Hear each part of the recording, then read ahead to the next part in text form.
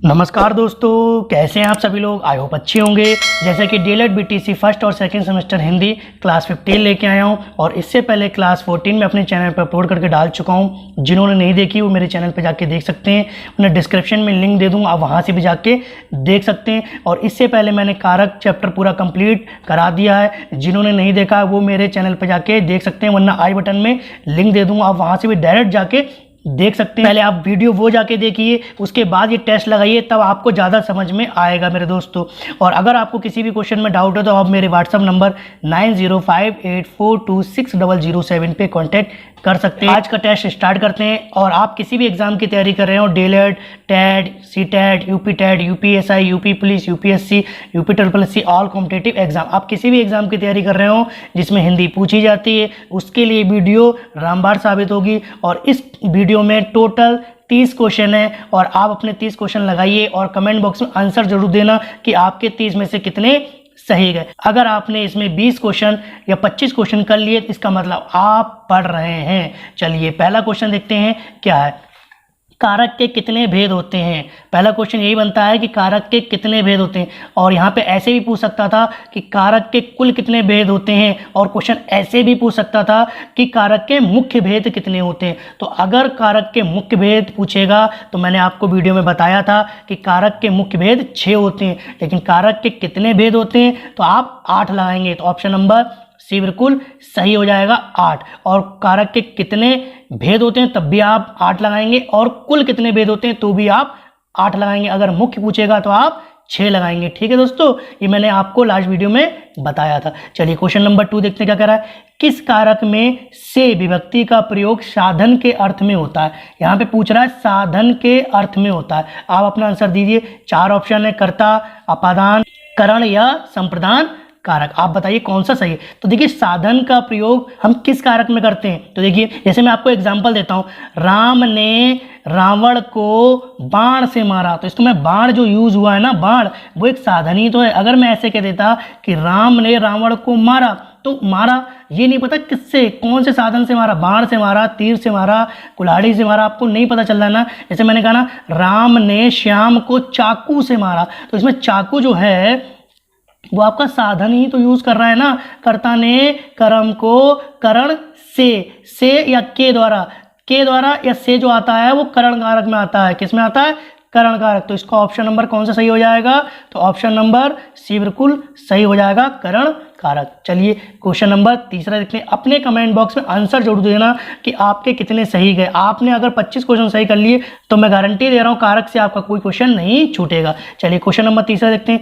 किस कारक में से विभक्ति का प्रयोग अलगाव के अर्थ में होता है। यहाँ पे पूछ रहा है ना, अलगाव में किस में होता है। तो 4 ऑप्शन दिए, करण, अपादान, संप्रदान या संबंध कारक। तो आप अपना आंसर दीजिए। तो देखिए अलगाव में जो यूज होता है वो होता है अपादान। अपादान में मैंने आपको बताया था ना, कोई चीज़ अलग होती है, जैसे हिमालय से गंगा निकल रही है या छत से बिल्ली कूदी। तो बहुत सारे मैंने आपको एग्जाम्पल दिए थे। तो ऑप्शन नंबर बी बिल्कुल सही हो जाएगा। वो वीडियो जाके जरूर देखना, तभी आप ये टेस्ट लगाना, तभी आपको समझ में ये वीडियो आएगी। चलिए क्वेश्चन नंबर 4 देखते हैं क्या कह रहा है। सुधा नेहा को हाथ से मारती है, इस वाक्य में कौन सा कारक है। तो 4 ऑप्शन दिए, कर्ता कारक, अपादान कारक, करण कारक या अधिकरण कारक। आप अपना आंसर दिए। तो देखो सुधा नेहा को हाथ से मारती है, हाथ से, तो आप अपना आंसर दीजिए कौन सा सही है। तो कर्ता ने कर्म को करण से, तो यहाँ पे देखिए ऑप्शन नंबर सी बिल्कुल सही हो जाएगा। चलिए क्वेश्चन नंबर 5 देखते हैं क्या कह रहा है। वृक्ष से पत्ते गिरते हैं, इस वाक्य में कौन सा कारक है। तो 4 ऑप्शन दिए, अधिकरण कारक, कर्म कारक, करण कारक या अपादान कारक। आप अपना आंसर दीजिए। तो देखिए वृक्ष से, और मैंने इसका ट्रिक भी बताया था। इसमें जब भी क्वेश्चन ऐसा आए तो आप कहाँ से लगा लीजिए, कहाँ से गिरते हैं, तो वृक्ष से गिरते हैं। इसका मतलब वृक्ष से पत्ते क्या हो रहे हैं, अलग हो रहे हैं। और अलग में मैंने अभी आपको बताया अपादान कारक होता है। तो ऑप्शन नंबर कौन सा सही हो जाएगा? तो ऑप्शन नंबर डी बिल्कुल आपका सही हो जाएगा, अपादान कारक। चलिए क्वेश्चन नंबर 6 देखते हैं क्या कह रहा है। वह कार मेरी है, इस वाक्य में कौन सा कारक है। चार ऑप्शन दिए, करण, संबंध, संप्रदान, अधिकरण। आप अपना आंसर लगाइए कौन सा सही होगा। तो देखिए ना तो इसमें कोई विभक्ति तो दी नहीं है, तो इसमें आपको कॉमन सेंस लगाना पड़ेगा। तो देखिए वह कार मेरी है, इसका मतलब वो संबंध बता रहा है कार का, ये वह कार मेरी है। तो ऑप्शन नंबर बी बिल्कुल सही हो जाएगा, संबंध कारक। चलिए क्वेश्चन नंबर अगला देखते हैं क्या कह रहा है। तोता डाली पर बैठा है, इस वाक्य में कौन सा कारक है? तो संप्रदान कारक, करण कारक, अधिकरण कारक या अपादान कारक। आप अपना आंसर बताइए। तो देखिए तोता डाली पर बैठा है, में और पर, में पर किस में आता है? अधिकरण कारक में। तो ऑप्शन नंबर सी बिल्कुल सही हो जाएगा। चलिए क्वेश्चन नंबर अगला देखते हैं क्या कह रहा है। पिता ने पुत्र को डंडे से मारा, इस वाक्य में डंडे से मारा में कौन सा कारक है? मतलब डंडे से पूछ रहा है। तो देखिए अगर मैं इसको ऐसे पढ़ता, पिता ने पुत्र को मारा, तो ठीक था, लेकिन यहाँ पे कहना है ना डंडे से मारा, मतलब साधन यूज किया उसने। क्या यूज किया? साधन। ये क्वेश्चन मैंने अभी आपको बताया था ना, साधन। और साधन में कौन सा यूज करते हैं आप बताइए। तो कर्ता ने कर्म को करण से, जैसे चाकू से मारा, राम ने रावण को बाण से मारा, तो इसमें साधन यूज कर रहा है ना, यहाँ पे डंडा यूज कर रहा है। तो ऑप्शन नंबर ए बिल्कुल सही हो जाएगा। आई होप आपको ये वीडियो समझ में आ रही होगी। चलिए आगे देखते हैं। क्वेश्चन नंबर 9 क्या कह रहा है। घोंसले से पक्षी निकला, इस वाक्य में किस कारक का प्रयोग हुआ है? तो ऑप्शन 4 दिए, करण कारक, अपादान कारक, संप्रदान कारक या अधिकरण कारक। तो आप अपना आंसर बताइए कौन सा है। तो देखिए घोंसले से पक्षी निकला, तो घोंसले से पक्षी क्या हुआ? अलग हुआ ना, घोंसला छोड़ के पक्षी कहाँ चला गया? बाहर घूमने चला गया, इसका मतलब वो दूर हो गया। तो अपादान कारक आएगा। कौन सा आएगा? अपादान। तो ऑप्शन नंबर बी बिल्कुल सही हो जाएगा। चलिए क्वेश्चन नंबर अगला देखते हैं क्या कह रहा है। चलिए क्वेश्चन नंबर 10 देखते हैं क्या कह रहा है। शिकारी ने बाघ मारा, इस वाक्य में किस कारक के परसर्ग का प्रयोग हुआ था? मैंने ये वीडियो में आपको बताया था ना, परसर्ग क्या होता है। परसर्ग का मतलब ही विभक्ति चिन्ह होता है। तो आप अपना आंसर बताइए, कर्ता, कर्म, अधिकरण या कारक। तो शिकारी ने बाघ मारा, तो देखिए शिकारी ने, तो कर्ता ने, तो कर्ता कारक हो जाएगा। कौन सा? ऑप्शन नंबर ए बिल्कुल सही हो जाएगा। चलिए क्वेश्चन नंबर अगला देखते हैं क्या कह रहा है। हे अरे में किस कारक का परसर्ग है? तो परसर्ग पूछ रहा है, परसर्ग मतलब विभक्ति। तो हे अरे किस में लगाते हैं आप बताइए? संबोधन कारक में। तो ऑप्शन नंबर डी बिल्कुल सही हो जाएगा। संबोधन में हे अरे आता है, 8वां नंबर होता है ये संबोधन। कर्ता ने कर्म को करण से, संप्रदान को के लिए, अपादान से, संबंध का की के रे, अधिकरण में पर, संबोधन हे अरे। तो ये 8वां नंबर का होता है संबोधन। चलिए क्वेश्चन नंबर अगला देखते हैं क्या कह रहा है। तुम्हारे घर में कौन है, इस वाक्य में किस कारक का परसर्ग प्रयुक्त है? तुम्हारे घर में आ रहा है ना, देखो घर में, तो में किस में आएगा? में पर, अधिकरण में आता है। तो ऑप्शन नंबर कौन सा सही हो जाएगा? अधिकरण, मतलब ऑप्शन नंबर बी बिल्कुल आपका सही हो जाएगा। चलिए क्वेश्चन नंबर अगला देखते हैं क्या कह रहा है।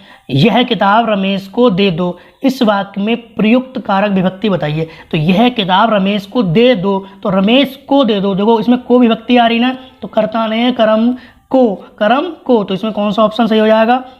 ऑप्शन नंबर डी बिल्कुल आपका सही हो जाएगा, कर्म कारक। चलिए क्वेश्चन नंबर अगला देखते हैं क्या कह रहा है। हिमालय से गंगा निकलती है, इस वाक्य में प्रयुक्त कारक विभक्ति है। 4 ऑप्शन दिए, करण, अपादान, संबंध, अधिकरण। आप अपना आंसर बताइए कौन सा। देखिए हिमालय से गंगा निकलती है, तो मैंने इसमें आपको ट्रिक भी बताई थी ना कि कहाँ से, आप क्वेश्चन कर लीजिए कहाँ से निकलती है। तो देखिए हिमालय से निकलती, ये क्वेश्चन ऐसे भी दे सकता था, गंगा हिमालय से निकलती, तब भी ये हिमालय के साथ ही से जुड़ेगा।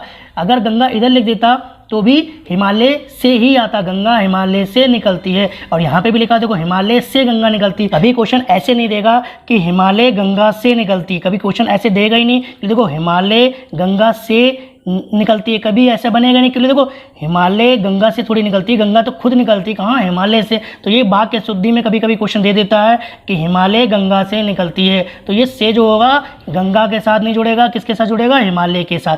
तो ऑप्शन नंबर कौन सा सही है? तो अपादान कारक। कौन सा? अपादान। यहाँ पे क्या हो रही है? अलगाव हो रहा है, वो गंगा हिमालय से क्या हो रही है? निकल रही है, तो दूर हो रही है। ठीक है, चलिए क्वेश्चन नंबर अगला देखते हैं क्या कह रहा है। मुझसे रोटी नहीं खाई गई, इस वाक्य में से किस कारक का चिन्ह है? तो कर्ता ने कर्म को करण से, तो देखो मुझसे या मेरे से रोटी नहीं खाई गई, तो मुझसे, तो करण कारक हो जाएगा। तो ऑप्शन नंबर ए बिल्कुल सही हो जाएगा। चलिए क्वेश्चन नंबर अगला देखते हैं। वह जन्म का भिखारी है, वह जन्म का भिखारी है, इस वाक्य में का किस कारक की विभक्ति है? तो आप अपना आंसर दीजिए, संबंध, अधिकरण, संप्रदान या करण। तो वह जन्म का, देखो वह जन्म का की ये किस में आता है आप बताइए, रा री रे। आप बताइए अपना आंसर कौन सा सही होगा। तो वह जन्म का विकारी है, तो का की के रा री रे संबंध बताता है। ऑप्शन नंबर ए बिल्कुल सही हो जाएगा, संबंध कारक। चलिए क्वेश्चन नंबर अगला देखते हैं क्या कह रहा है। मोहन जयपुर से दिल्ली जा रहा है, इस वाक्य में कौन सा कारक है। चार ऑप्शन दिए, संबंध, अपादान, करण या संप्रदान। आप अपना आंसर दीजिए। मोहन जयपुर से दिल्ली जा रहा है, इस वाक्य में कौन सा कारक है। तो देखिए मोहन जो जा रहा है ना दिल्ली, तो इसका मतलब वो जो अलग हो रहा है, मतलब अभी ये वो जयपुर में है, कल को वो दिल्ली चला जाएगा तो वो इस जगह से क्या हो रहा है, अलग हो रहा है। तो अपादान कारक कौन सा, अपादान। तो ऑप्शन नंबर बी बिल्कुल सही हो जाएगा। चलिए अगला देखते हैं क्वेश्चन नंबर 18 क्या कह रहा है। चलिए क्वेश्चन नंबर अगला देखते हैं। विभक्ति का दूसरा नाम क्या है। विभक्ति का दूसरा नाम क्या है। चार ऑप्शन दिए, प्रत्यय, उपसर्ग, परसर्ग या सर्ग। आप अपना आंसर बताइए कौन सा सही है। ये मैंने वीडियो में आपको बताया था। देखिए विभक्ति का दूसरा नाम परसर्ग होता है। क्या होता है, परसर्ग। इसी को बोलते हैं विभक्ति चिन्ह। और परसर्ग का विलोम शब्द होता है उपसर्ग। कभी कभी क्वेश्चन ये भी बन जाता है कि उपसर्ग का विलोम शब्द बताइए, तो आप परसर्ग लगाएंगे। परसर्ग का विलोम शब्द पूछे तो उपसर्ग लगाएंगे। ठीक है, तो एक क्वेश्चन आपका यहाँ से बन जाता है। चलिए क्वेश्चन नंबर अगला देखते हैं क्या कह रहा है। उसने उसे छल से पराजित किया, इस वाक्य में छल से यहाँ पे दिया है छल से में कौन सा कारक है। तो कर्ता, करण, अपादान या कर्म। आप बताइए। तो कर्ता ने कर्म को करण से मतलब छल से, यहाँ लिखा ना छल से, तो इसका मतलब बताइए कौन सा, कर्म। कर्ता ने कर्म को करण से, तो करण सही हो जाएगा। ऑप्शन नंबर बी बिल्कुल सही हो जाएगा, करण से। चलिए क्वेश्चन नंबर अगला देखते हैं क्या कह रहा है। दशरथ के पुत्र राम ने रावण को मारा, इस वाक्य में कौन सा पद कारक बनने की कम योग्यता रखता है। ये क्वेश्चन अपने आप में बहुत टिपिकल क्वेश्चन है, और इसको मैं करने का एक अच्छा सा तरीका बताऊंगा जो आप कभी भी क्वेश्चन गलत नहीं करेंगे। जब भी क्वेश्चन ऐसा आएगा तो आप क्या करेंगे, आपको ऐसा क्वेश्चन हमेशा ऑप्शन से करना है। तो इसमें ये पूछ रहा है ना, दशरथ के पुत्र राम ने रावण को मारा, इसमें कम योग्यता रखता है, कौन रखता है। तो देखो मैं हटा के देखता हूँ। तो देखो पहले दिया राम, दशरथ के पुत्र ने रावण को मारा, तो इसका मतलब राम के बिना काम चल सकता है। देखो दशरथ के पुत्र ने रावण को मारा, इसका मतलब राम के बिना काम चल सकता है। आगे देखते हैं रावण, दशरथ के पुत्र राम ने मारा किसको, इसका मतलब रावण यहाँ पे इंपॉर्टेंट है, ये नहीं हटा सकते रावण। ठीक है, अगला देखते हैं दशरथ के पुत्र राम ने रावण को मारा, के पुत्र किसके पुत्र, तो इसका मतलब ये भी इंपॉर्टेंट है यहाँ पे। ठीक, अगला देखते हैं दशरथ के राम ने रावण को। अजीब सा लग रहा है ना, बोलते हुए भी अजीब सा लग रहा है कि दशरथ के राम ने रावण को मारा, तो इसका मतलब ये भी इंपॉर्टेंट है। तो यहाँ पे ये पूछ रहा है ना कम योग्यता कौन रख रहा है, तो राम कम योग्यता रख रहा है। इसका मतलब ऑप्शन नंबर ए बिल्कुल सही हो जाएगा। दशरथ के पुत्र ने रावण को मारा, तो ये बिल्कुल सही लग रहा है, बोलते हुए भी अच्छा लग रहा है, और समझ में भी आ रहा है कि हाँ दशरथ के पुत्र राम ने ही रावण को मारा होगा, कॉमन सी बात है। चलिए अगला देखते हैं क्वेश्चन नंबर 21 क्या कह रहा है। उससे अच्छे तो आप हैं, इस वाक्य में कौन सा कारक है। चार ऑप्शन दिए, अधिकरण, अपादान, करण या संबोधन। तो देखिए यहाँ पे साइन लगा हुआ है विस्मयादि बोधक का, तो आप इसको आंख बंद करके बता सकते हैं कि कौन सा होगा, ये संबोधन कारक। ये तो बहुत इजी होता है। चलिए क्वेश्चन नंबर अगला देखते हैं क्या कह रहा है। किस वाक्य में अधिकरण कारक का प्रयोग हुआ है। चार ऑप्शन दिए, पेड़ से फल गिरा, राम की किताब यहाँ है, किताब अलमारी में है, गंगा हिमालय से निकलती है। तो देखो अधिकरण का पूछ रहा है ना, तो देखो गंगा हिमालय से निकलती है, ये तो हो गया अपादान, ये हटा दो। ठीक, राम की किताब यहाँ है, ये संबंध बता रहा है, किताब, ये किताब यहाँ है राम की।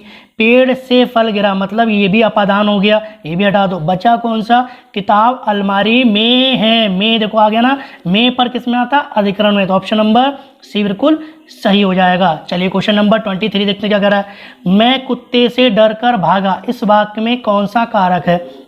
देखो मैं डर के भागा ना, किससे, कुत्ते से भागा। तो देखिए कुत्ते से आ रहा ना, कर्ता ने कर्म को करण से आ रहा है। अब ये क्वेश्चन अपने आप में इंपॉर्टेंट इसलिए है क्योंकि देखो यहाँ पे से, कर्ता ने कर्म को करण से, कुछ स्टूडेंट करण लगा देंगे और कुछ स्टूडेंट अपादान लगा देंगे। क्यों, क्योंकि देखो कर्ता ने कर्म को करण से यहाँ पे भी आ रहा है, और अपादान का भी तो होता है से, तो आप यहाँ पे ये लगाइए अपादान सही है या करण सही है। तो देखो कुत्ते से डर के भागा, इसका मतलब मैं वहाँ से अलग हुआ, अपादान कारक आएगा, क्योंकि वहाँ से मैं क्या हो रहा हूँ, अलग हो रहा हूँ। जब मैं भागूंगा तो वहाँ उस जगह से मैं अलग हो रहा हूँ, तो यहाँ पे ये ना हो के कौन सा सही हो जाएगा, अपादान कारक बिल्कुल 100% सही माना जाएगा। तो ऑप्शन नंबर सी बिल्कुल सही हो जाएगा। चलिए क्वेश्चन नंबर 24 देखते हैं क्या कह रहा है। किस वाक्य में कर्म कारक नहीं है? देखो पूछ रहा है ना, कर्म कारक नहीं है। माँ बच्चे को सुलाती है, ग्वाला दूध धूता है, राजा ने ब्राह्मण को बुलाया, बालक सोते सोते सो गया। आप अपना आंसर बताइए। तो कर्म कारक पूछ रहा है, कर्ता ने कर्म को यहाँ पे को देखो, तो देखो मैंने बताया था ना, ग्वाला दूध धूता है ये कर्म कारक है, ये अपवाद है। ये लास्ट वीडियो मैंने बताया था, ये अपवाद है। राजा ने ब्राह्मण को बुलाया, ये यहाँ पे भी को आ रहा है ना, कर्ता ने कर्म को, तो ये तो आपको कंफर्म पता चल गया। माँ बच्चे को सुलाती, देखो यहाँ पे भी को आ गया, बस ये एक अपवाद था और ये दोनों आपको मिल गए कर्ता ने कर्म को। तो इसका मतलब ये वाला बच गया, बालक सोते सोते सो गया, यही ऐसा है जो कर्म कारक नहीं है। तो ऑप्शन नंबर डी बिल्कुल सही हो जाएगा। चलिए क्वेश्चन नंबर 25 देखते हैं क्या कह रहा है। ईश्वर ने सुनने को कान दिए हैं, इसमें सुनने को वाक्यांश में कौन सा कारक है? आप बताइए। 4 ऑप्शन दिए, अधिकरण, करण, संप्रदान या कर्म। तो बताइए आंसर आप कौन सा सही होगा। तो ईश्वर ने सुनने को कान दिए, इसमें सुनने को पूछ रहा है। देखो सुनने को, कर्ता ने कर्म को किस में आएगा? कर्ता ने कर्म को। तो ऑप्शन नंबर डी बिल्कुल सही हो जाएगा। चलिए क्वेश्चन नंबर 26 देखते हैं क्या कह रहा है। चलिए क्वेश्चन नंबर 26 देखते हैं क्या कह रहा है। किस वाक्य में करण कारक का प्रयोग किया गया है? 4 ऑप्शन दिए, बालक पुस्तक पढ़ रहा है, सोहन दिल्ली गया है, किसान दिन रात मेहनत करता है, हम नाक से सांस लेते हैं। करण कारक पूछ रहा है, करण, कर्ता ने कर्म को करण से पकड़ना है आपको, से। ठीक, तो देखो बालक पुस्तक को पढ़ रहा है, तो यहाँ पे आपको सेंस लगाना पड़ेगा, बालक पुस्तक को पढ़ रहा है। ठीक, सोहन दिल्ली गया, मतलब ये आपका अपादान हो जाएगा, मतलब वो चीज़ वहाँ से अलगाव हो रहा, तो ये अपादान हो जाएगा। किसान दिन रात मेहनत करता है, तो यहाँ पे आपको पता ही नहीं चल रहा है कि कौन सा होगा। हम नाक से, देखो यहाँ पे लिखा है नाक से सांस लेते हैं, तो कर्ता ने कर्म को करण से, तो ये ऑप्शन नंबर बिल्कुल डी सही हो जाएगा, करण कारक। चलिए क्वेश्चन नंबर अगला देखते हैं 27 क्या कह रहा है। किस वाक्य में कर्म कारक है? 4 ऑप्शन दिए, छात्र छत पर बैठे हैं, यह गोपाल की पुस्तक है, मजदूर थककर सो गया, लड़का पत्थर फेंकता है। तो देखो कर्म पूछ रहा, कर्ता ने कर्म को आपको बताना है। तो छात्र छत पर बैठे हैं, तो ये तो हो गया आपका में पर, मतलब अधिकरण हो जाएगा। यह गोपाल की पुस्तक है, मतलब ये संबंध बता रहा है, ये पुस्तक किसकी है? गोपाल की। मजदूर थककर सो गया, तो यहाँ पे पता ही नहीं चल रहा है, तो आप इसको नेगलेक्ट कर दीजिए। देखिए लड़का पत्थर फेंकता है, लड़का पत्थर को फेंकता है, यहाँ पे आपका सेंस छुपा हुआ है, तो यहाँ पे आपको लगाना पड़ेगा, लड़का पत्थर को फेंकता। ऐसे ही क्वेश्चन एग्जाम में बनते हैं और आप वहाँ पे छोड़ आते हैं, तो आपको छोड़ना नहीं है, बस आप मेरी वीडियो जाके देख लीजिए, पूरी वीडियो 30 मिनट की है। अगर आपने वो 30 मिनट आपने दे दिए तो लाइफ में दोबारा कारक पढ़ने की जरूरत आपको नहीं पड़ेगी। तो ऑप्शन नंबर डी बिल्कुल सही हो जाएगा, लड़का पत्थर को फेंकता है। चलिए क्वेश्चन नंबर अगला देखते हैं क्या कह रहा है। क्रिया का प्रभाव या फल जिस संज्ञा या सर्वनाम पर पड़ता है उसे कौन सा कारक कहते हैं? ये क्वेश्चन अपने आप में इम्पोर्टेंट है, ये क्वेश्चन बहुत बार पूछा भी जा चुका है।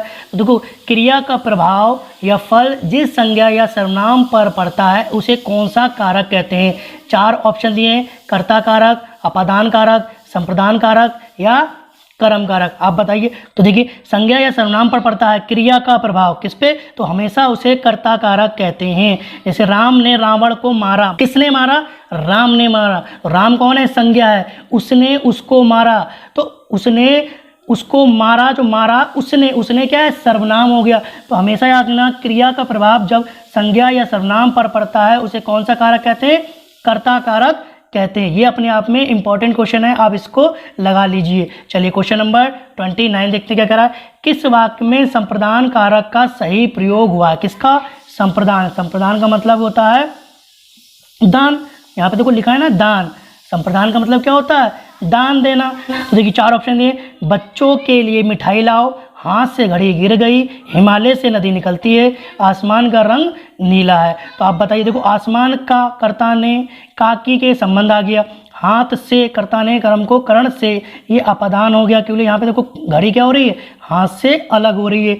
हिमालय से नदी निकलती है तो हिमालय से गंगा निकलती है या नदी निकलती है, तो ये भी आपका अपादान हो जाएगा। तो बचा कौन सा, ये वाला। बच्चों के लिए मिठाई लाओ, तो कर्ता ने कर्म को करण से के द्वारा संप्रदान को के लिए तो यहाँ देखो आ गया ना के लिए, बच्चों के लिए मिठाई लाओ, तो ऑप्शन नंबर ए बिल्कुल सही हो जाएगा। चलिए क्वेश्चन नंबर लास्ट और आखिरी देखते क्या कह रहा है। आलोक माँ के लिए दवाई लाया, इस वाक्य में कौन सा कारक प्रयुक्त होगा, संप्रदान कारक, कर्म कारक, करण कारक या कर्ता कारक। आप अपना आंसर बताइए। अभी मैंने बताया था ना आलोक माँ के लिए देखो यहाँ पे भी आया था ना, तो कौन सा लगाया था मैंने, संप्रदान। कौन सा, संप्रदान। तो कौन सा सही हो जाएगा इसमें, तो संप्रदान कारक कि माँ के लिए दवाई लाया, तो ऑप्शन नंबर ए बिल्कुल सही हो जाएगा। आप अपने कमेंट बॉक्स में आंसर जरूर दीजिए कि 30 में से आपके कितने क्वेश्चन सही गए। आई होप आपको ये सेशन पसंद आया होगा। अगर आपको ये वीडियो पसंद आई तो प्लीज़ एक लाइक तो बनता है और एक कमेंट करके जरूर बताइए